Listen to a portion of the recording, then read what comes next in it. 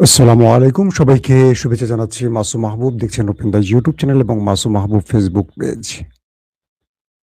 পৃথিবীর যে প্রান্তে আছেন আপনারা সবাইকে আবারও শুভেচ্ছা জানাচ্ছি। দর্শক, আজকে বেশ কিছু গুরুত্বপূর্ণ খবর আছে, কারণ ইরানের সাথে যুদ্ধ শুরু হয়ে গেছে। ইরান ধুমধারাক্কা মিসাইল ড্রোন দিয়ে কাঁপিয়ে তুলছে। হরমুজ প্রণালীতে ইরান রেড অ্যালার্ট জারি করেছে। দেখা মাত্র গুলি, দেখা মাত্র মিসাইল অ্যাটাক চলছে। পাশাপাশি আমাদের প্রতিবেশী দেশ ভারতের পশ্চিমবঙ্গে ব্যাপক জ্বালাও-পোড়াও চলছে। কারণ নরেন্দ্র মোদীর বিজেপি সেখানে জিতে গেছে। আর তৃণমূলের উপর ব্যাপক আক্রমণ চলছে। আমি এই খবরটি খুব লম্বা করব না, সংক্ষিপ্ত দিব। কারণ আপনাদের সবার নজর হলো ইরানের দিকে। আপনারা জানেন যে আ ভারতের বিজেপি পশ্চিমবঙ্গ দখল নিতে এবার নির্বাচনের আগে তার কেন্দ্রীয় সরকারের সকল ক্ষমতা ব্যবহার করেছে। এবং প্রাদেশিক সরকার বা অঙ্গরাজ্যের সরকারের যে আসলে দুর্বল হয় এটা প্রমাণ করেছে নরেন্দ্র মোদী। কারণ তিনি তার কেন্দ্রীয় সরকারের পুলিশ, নিরাপত্তা বাহিনী, নির্বাচন কমিশন সবগুলোকে ব্যবহার করে সর্বোচ্চ লেভেলের কারচুপি করে মমতা, আমাদের তৃণমূলের মমতা দিদিকে হারিয়েছে। তার কয়েকটা উল্লেখযোগ্য অংশ আমি আপনাদের বলি। ৯০ লক্ষ ভোটারকে এবার ভোট দিতে দেয়নি, যারা সবাই তৃণমূলের ছিল।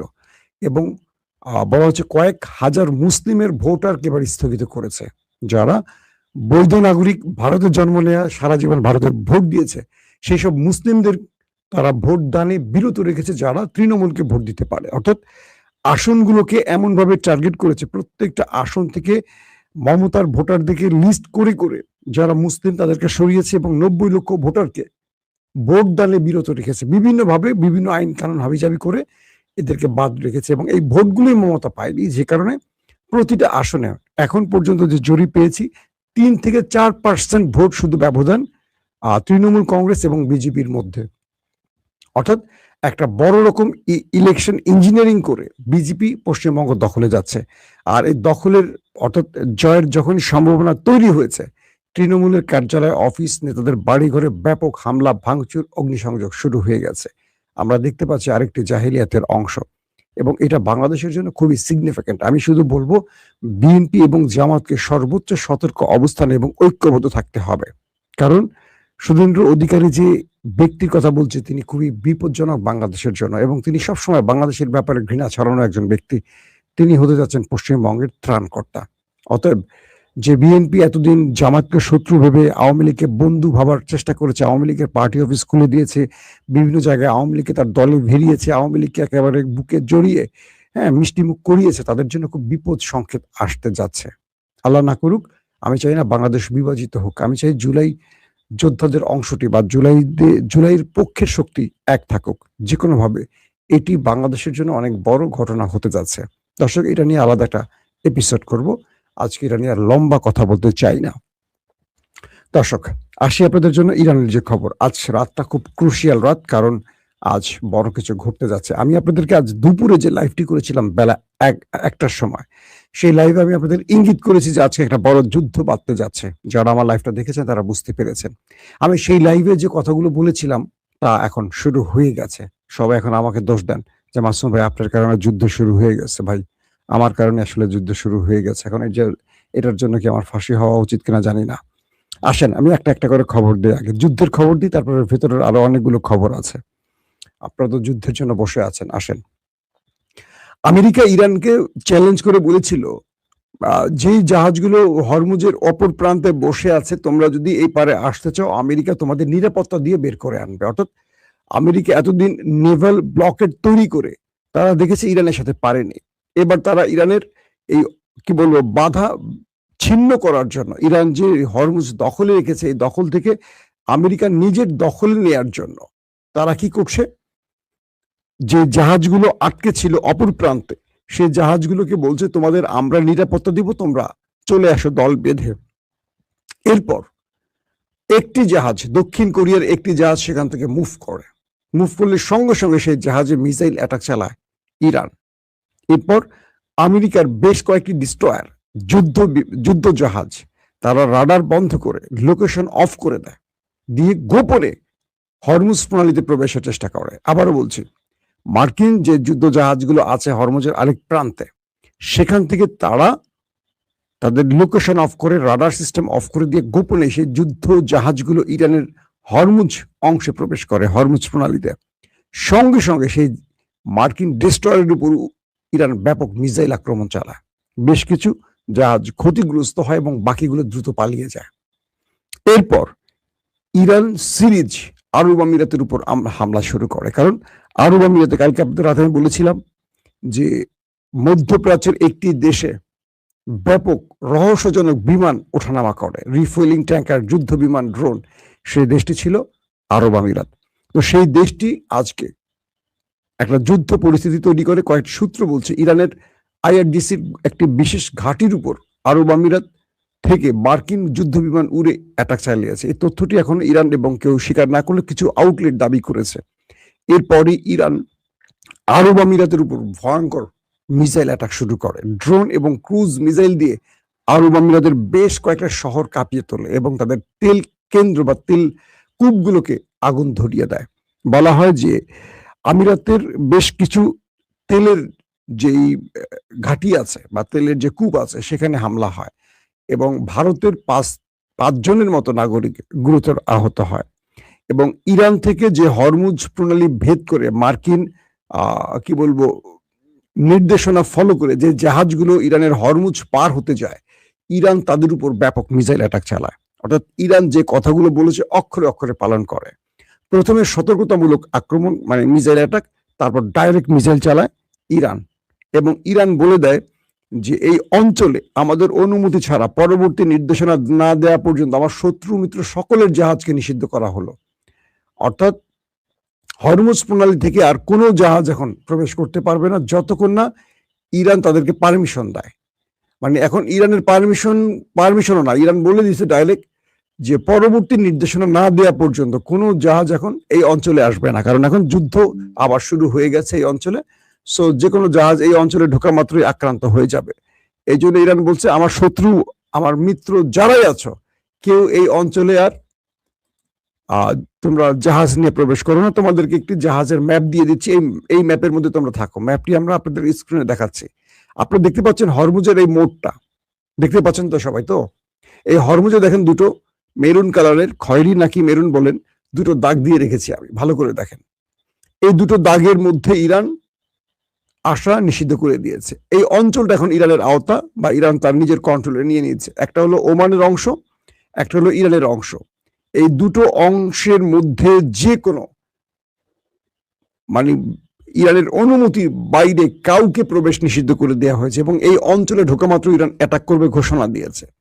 এবং এই মোড়টার মধ্যে যেই দাগটা দিয়েছে, এই পুরো অঞ্চলটা জুড়ে ইরান সব রকম জাহাজকে প্রবেশে নিষেধাজ্ঞা দিয়ে দিয়েছে এবং বলছে যে আমরা যতক্ষণ না পরবর্তী নির্দেশনা দেব কেউ এখানে প্রবেশ করবেন না।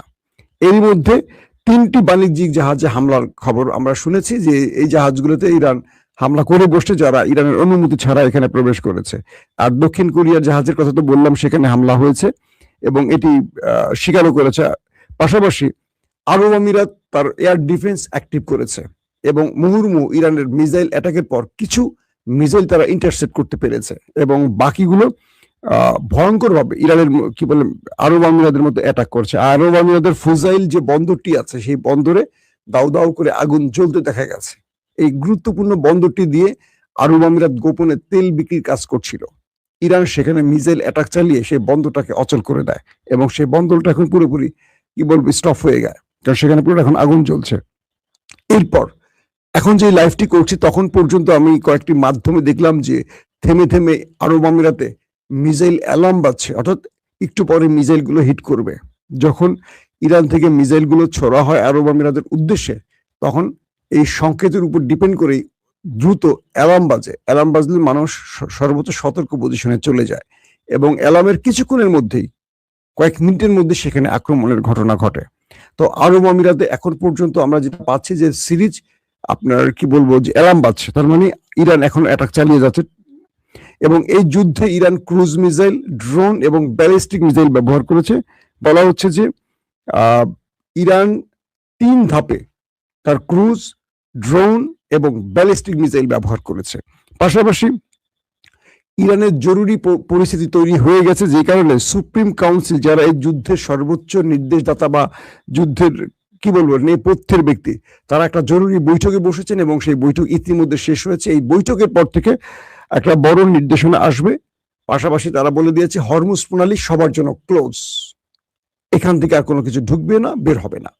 এখন আমেরিকা এই যুদ্ধে তারা কি করবে শেষ পর্যন্ত, কারণ আমেরিকা খেলাটার নেপথ্যে খেলতে চেয়েছিল আরব আমিরাতকে দিয়ে, আর আরব আমিরাত এই ফ্রন্ট লাইনে এসে ইরানের হাতে ব্যাপক মাইর খেয়েছে মানে আজকে বিকেল থেকে যে আমরা আপডেটগুলো পেয়েছি সেখানে। এবং মার্কিন যে ডেস্ট্রয়ার, এগুলো ব্যাপক ক্ষতিগ্রস্ত হয়েছে ইরানের মিসাইল আক্রমণে, কিন্তু আমেরিকা এখন পর্যন্ত ইরানে পাল্টা অ্যাটাক করেনি। তারা মার খেয়ে দ্রুত মানে চোখ ঢেকে পালিয়ে গেছে এই অঞ্চল থেকে, কারণ তারা বুঝতে পারছে তাদের জন্য ভয়াবহ বিপর্যয় আসতে পারে। এখন পর্যন্ত আমেরিকা ইরানে কোনো পাল্টা প্রতিরোধ করেনি, তবে আরব আমিরাত তারা ইরানে কিছু অ্যাটাক করার চেষ্টা করছে, ইরান সেগুলোকে ইন্টারসেপ্ট করেছে, খবর আসছে। এবং আরো বলা হয়েছে যে আরব আমিরাতের বেশ কিছু নাগরিকরা, যারা মানে মানুষ বসবাস করে, সাধারণ মানুষ, সেই অঞ্চলেও মিসাইল অ্যাটাক চালিয়েছে ইরান। ধারণা করা হচ্ছে এই অঞ্চলগুলোতে আমেরিকানদের অবস্থান বা আমেরিকানদের বসবাস আছে। দর্শক আসেন এবার আরো কিছু গুরুত্বপূর্ণ খবর আছে। ইরান তার নতুন নকশা, যেটা আমি আপনাদের দেখালাম, এই যে স্ক্রিন এখন দেখতে পাচ্ছেন, যে এই নকশাটা ইরান নতুন করে ঘোষণা করেছে। বলছে এই পুরো অঞ্চল এখন ইরানের দখলে থাকবে, এখানে কারো অনুমতি চলবে না, এখানে আমেরিকার আব্বা আসলেও চলবে না, এটা পুরোপুরি ইরানের দখলে থাকবে। এবং এই নতুন নকশায় পৃথিবীর যে কোনো জাহাজকে মেনে চলতে হবে যতদিন ইরান চাইবে। আপনারা নকশার বিষয়টি জেনে গেছেন। এবং রাইসুল খাইমা এরিয়া থেকে দুবাই এরিয়ায় সবাইকে সরে যেতে বলছে ইরান। অর্থাৎ হরমুজ প্রণালীর একটি অঞ্চলের নাম হলো রাইসুল খাইমা। এই অঞ্চলে যত জাহাজ এসে ভিড়ে ছিল, অপেক্ষা ছিল ইরানের অনুমতির, তাদের সবাইকে বলছে তোমরা দ্রুত এই অঞ্চল ছাড়ো, ছেড়ে সবাই দুবাই এরিয়াতে চলে যাও, কারণ অ্যাটাক শুরু হচ্ছে। এবং বলা হয়েছে যে মানে আমেরিকা যে নতুন একটি অপারেশন করছে, যেটার নাম প্রজেক্ট ফ্রিডম দিয়েছে, প্রজেক্ট ফ্রিডম, এবং এখানে আমেরিকা তার 15,000 সেনাকে ব্যবহার করছে ইরানের বিরুদ্ধে যুদ্ধের জন্য। এবং আমি যেটা বলছিলাম যে দুপুর 1টার সময় লাইভে, যে আমেরিকা যুদ্ধের জন্য আরবের সকল প্রস্তুতি নিয়ে ফেলছে। ইরান ইতিমধ্যে অ্যাটাক করেছে, প্রতিক্রিয়া দিয়েছে, এখন আমেরিকার মাঠে নামার পালা। বলা হচ্ছে আজ রাতে ইসরায়েল, আমেরিকা, আরব আমিরাত, এই 3 দেশ যৌথভাবে ইরানে আক্রমণ চালাতে পারে, এবং সেইভাবেই সকল প্রস্তুতি চলছে।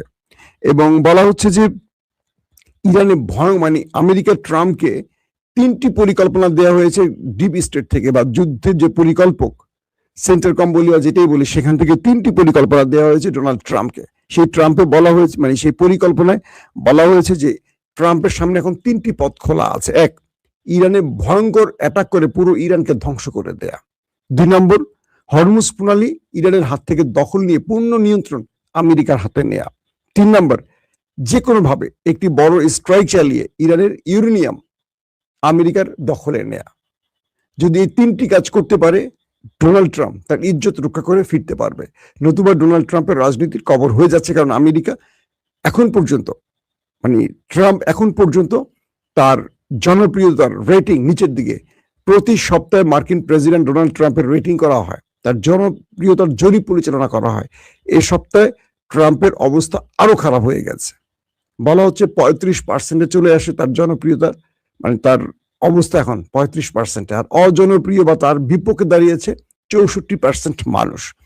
এবং আরেকটি ভিত্তিতে বলা হয়েছে যে যখন ট্রাম্পের উপর একটি আততায়ী হামলা হলো, তখন ওই সময়টা যেহেতু ট্রাম্প আক্রান্ত হয়েছিলেন, তার জনপ্রিয়তার জায়গাটা একটা স্থির ছিল, নড়াচড়া করছিল না উপরে না নিচে। 1 সপ্তাহ পর তার জনপ্রিয়তা আরো কমে গেছে।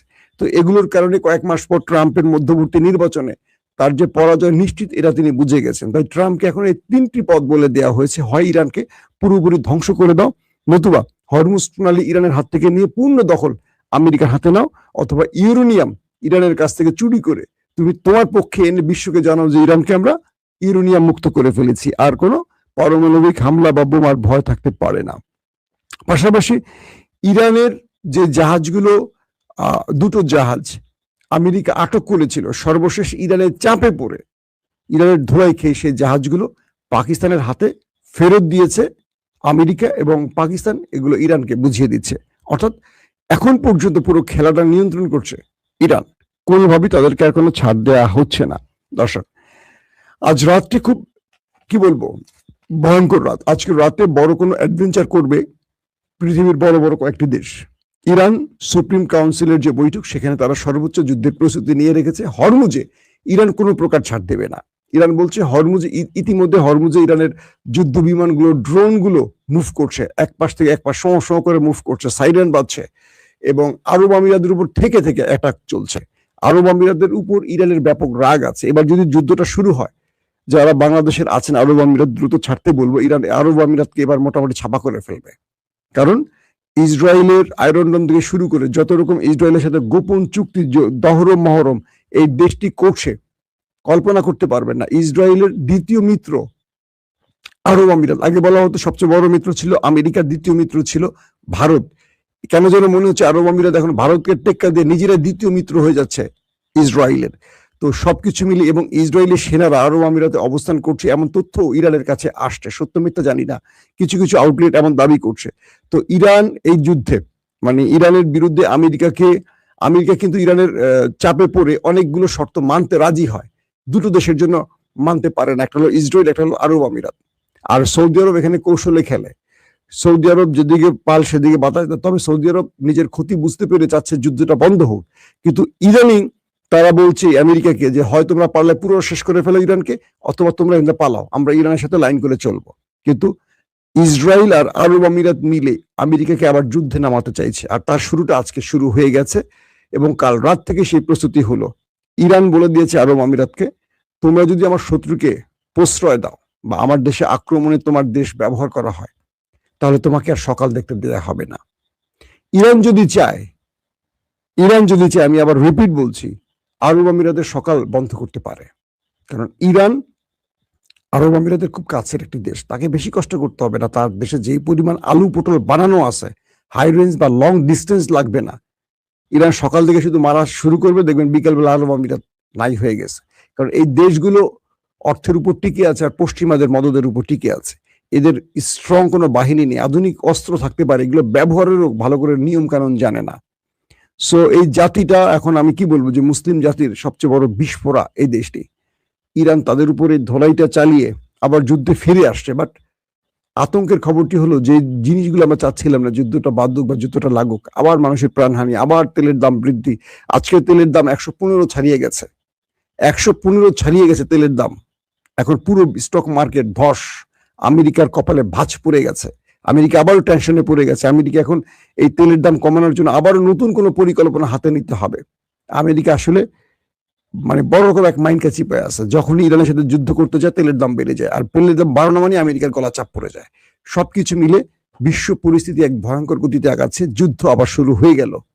তার মানে আজকে রাত থেকে আমরা আবারও আপনাদেরকে খবর দিতে হবে, কতগুলো মিসাইল, কতগুলো ড্রোন, কতগুলো মানুষের প্রাণ গেল, যেটা আমরা দেখতে চাই না, যেটা শুনতে চাই না। আমরা শান্তির পক্ষে, আমরা যুদ্ধের পক্ষে নই। আমরা চাই পৃথিবীতে শান্তি আসুক। প্রত্যেকে ভালো থাকবেন। আল্লাহ হাফিজ।